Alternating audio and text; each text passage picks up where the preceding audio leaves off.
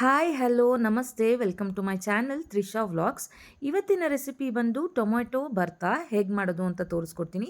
ಈ ಟೊಮ್ಯಾಟೊ ಭರ್ತಾನ ರೈಸ್ಗೆ ಆ್ಯಂಡ್ ಆಲ್ಸೋ ದೋಸೆ ಚಪಾತಿ ರೊಟ್ಟಿಗೆ ಒಳ್ಳೆ ಕಾಂಬಿನೇಷನ್ ಅಂತಲೇ ಹೇಳ್ಬೋದು. ಈಗ ಸಿಂಪಲ್ ಆ್ಯಂಡ್ ಕ್ವಿಕ್ಕಾಗಿ ಹೇಗೆ ಮಾಡೋದು ಅಂತ ನೋಡೋಣ.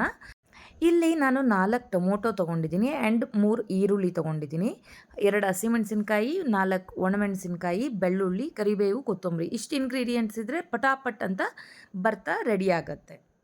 ಮೊದಲಿಗೆ ಟೊಮೊಟೊ ಹಾಫ್ ಕಟ್ ಮಾಡ್ಕೊಂಡಿದ್ದೀನಿ. ಹಾಗೆ ಬೆಳ್ಳುಳ್ಳಿನ ಸ್ವಲ್ಪ ಕ್ರಷ್ ಮಾಡಿ ಇಟ್ಕೊಂಡಿದ್ದೀನಿ.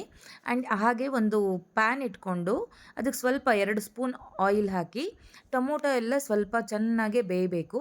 ಅದಕ್ಕೆ ನಾನು ಸೆಪ್ರೇಟಾಗಿ ನಾನು ಬೇಯಿಸ್ಕೊಂಡಿಲ್ಲ. ಟೊಮೊಟೊನೂ ಇಟ್ಬಿಟ್ಟು 2 ಮಿನಿಟ್ಸ್ ಆದಮೇಲೆ ಸ್ವಲ್ಪ ಅದಕ್ಕೆ ಕ್ರಷ್ ಮಾಡಿರುವಂಥ ಬೆಳ್ಳುಳ್ಳಿ, ಒಣಮೆಣಸಿನ್ಕಾಯಿ, ಹಸಿಮೆಣಸಿನ್ಕಾಯಿ ಆ್ಯಂಡ್ ಈರುಳ್ಳಿ ದಪ್ಪ ಉದ್ದ ಕಟ್ ಮಾಡ್ಕೊಂಡಿದ್ದೀನಿ. ಸೊ ಅದನ್ನೇ ಹಾಕ್ಕೊಂಡಿದ್ದೀನಿ. ಯಾಕೆಂದರೆ ಚೆನ್ನಾಗಿ ಅದು ಬೇಯುತ್ತೆ, ಎಣ್ಣೆಲೇ ಬೇಯುತ್ತೆ. ಹಾಗಾಗಿ ಸಣ್ಣದಾಗಿ ಕಟ್ ಮಾಡೋ ಅವಶ್ಯಕತೆ ಇಲ್ಲ. ಇದಕ್ಕೆ ಸ್ವಲ್ಪ ಸಾಲ್ಟ್ ಹಾಕಿ ಚೆನ್ನಾಗೆ ಬೇಯಿಸ್ಕೊಂಡ್ರೆ ಆಯಿತು. ಇದಕ್ಕೆ ಇನ್ಯಾವುದೇ ರೀತಿ ಮಸಾಲ ಐಟಮ್ಸ್ ನಾನು ಹಾಕ್ಕೊಳ್ತಾ ಇಲ್ಲ. ಚಿಲ್ಲಿ ಪೌಡರ, ಗರಂ ಮಸಾಲ ಅದು ಇದು ಯಾವುದು ನಾನು ಸ್ಪೈಸಸ್ ಯೂಸ್ ಮಾಡ್ಕೊಂಡಿಲ್ಲ. ಇಷ್ಟು ಇಂಗ್ರೀಡಿಯೆಂಟ್ಸ್ನ ಎಣ್ಣೆಯಲ್ಲಿ ಚೆನ್ನಾಗಿ ಒಂದು 10 ಮಿನಿಟ್ಸ್ ಫ್ರೈ ಆಗೋಕ್ಕೆ ಬಿಟ್ಬಿಟ್ರೆ ಅದು ಆಗುತ್ತೆ. ಆನಂತರ ಅದು ಟೊಮೊಟೊದು ಸ್ಕಿನ್ ಎಲ್ಲ ತೆಗೆದುಬಿಟ್ಟು ಅದನ್ನು ನೀಟಾಗಿ ಚೆನ್ನಾಗಿ ಸ್ಮ್ಯಾಶ್ ಮಾಡ್ಕೊಂಡ್ಬಿಟ್ರೆ ಆಯಿತು. ಆ್ಯಂಡ್ ಬೇಕಾದವರು ಇಲ್ಲಿ ನನಗೆ ಹಸಿ ಈರುಳ್ಳಿ ತುಂಬ ಇಷ್ಟ ಆಗುತ್ತೆ. ಸೊ ಬೇಕಾದರೆ ಸಣ್ಣದಾಗಿ ಈರುಳ್ಳಿ ಕಟ್ ಮಾಡಿ ಈರುಳ್ಳಿ ಆ್ಯಂಡ್ ಕೊತ್ತಂಬರಿ ಸೊಪ್ಪನ್ನ ಎಲ್ಲ ಸ್ಮ್ಯಾಶ್ ಮಾಡಾದ್ಮೇಲೆ ಹಾಕ್ಕೊಳ್ಬೋದು.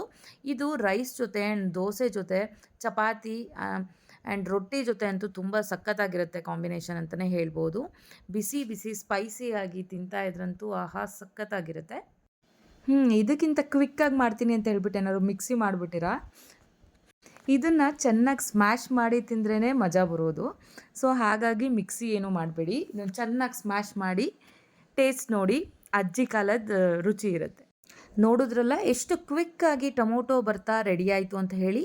ಇದನ್ನು ನಾನು ನನ್ನ ಮಗಳಿಗೆ ಡಿನ್ನರ್ಗೆ ಅಂತ ಹೇಳಿ ಪ್ರಿಪೇರ್ ಮಾಡಿದ್ದೆ. ಅವಳಂತೂ ಸಖತ್ ಖುಷಿಯಾಗಿ ಇಷ್ಟಪಟ್ಟು ತಿಂದಳು.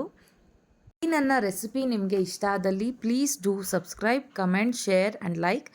Thank you so much. ಮತ್ತೆ ಸಿಗೋಣ. Until then bye, take care.